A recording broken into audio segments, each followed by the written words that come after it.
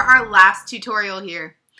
This time we're going to be looking at my Algebra 2R course, which is a small group course. So I'm just going to click on it here. Now this course has a different setup. It's entirely spec ed. It's considered a B setting. So I did make sure I took into account making sure that the visuals weren't too overdone.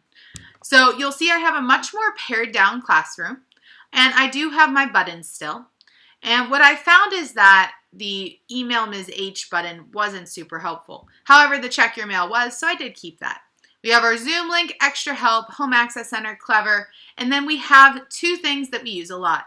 So MobyMax, this is actually a really cool trick I found. So if you are a teacher out there and you use Clever, did you know you can grab the link off of Clever, embed it into a Google Drawing in this case, and it will still work?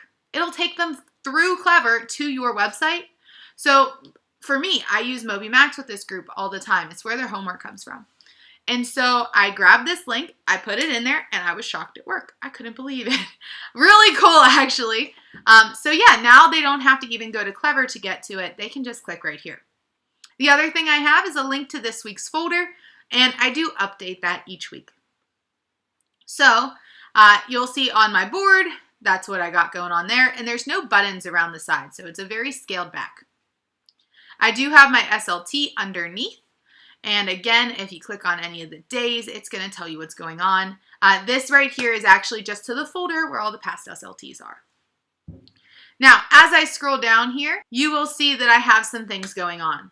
So for security's sake for my students, I have hidden the pictures here. But this is actually a slideshow that my students created back during our first week of the course. It was Slides About Me activity where they put pictures on there to describe themselves.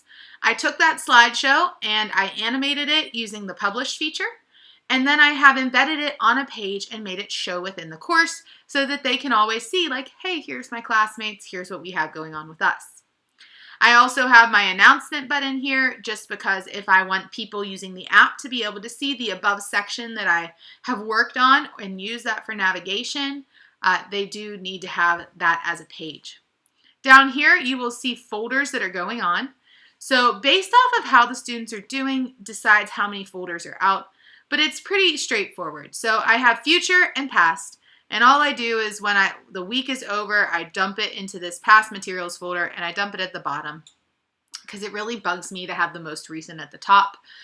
So that's what I do in this case.